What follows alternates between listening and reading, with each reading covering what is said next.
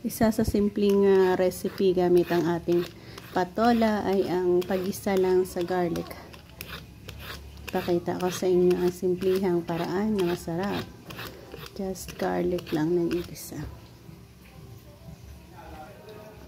Yan, meron ako ditong garlic na ilang piraso lang. Yan ang ating igisa. So, ikat lang natin yan sa ganyan paraan. So, every piece ay meron siyang balat.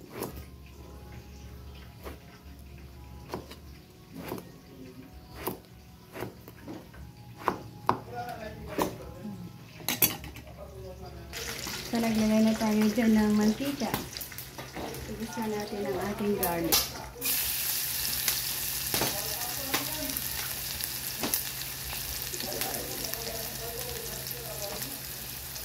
I-add natin ang ating patola.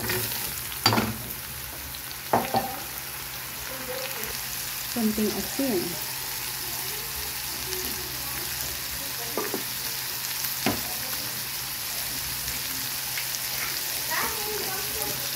Lagyan na rin natin ng konting tubig para hindi may sabaw-sabaw.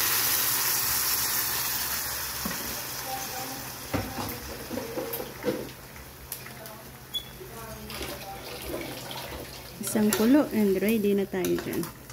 Besides sa ating patola na yan, mayroong part na yan na lumpia, chicken fillet at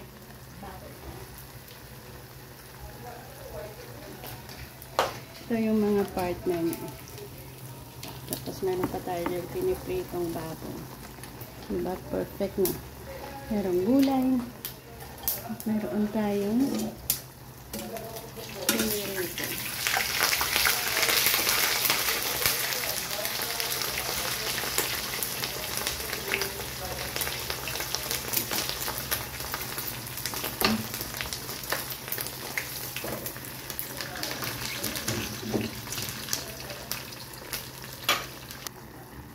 Ayan, well done na tayo sa ating ginisang patola. Patola. Simple lang at tasty. Patola.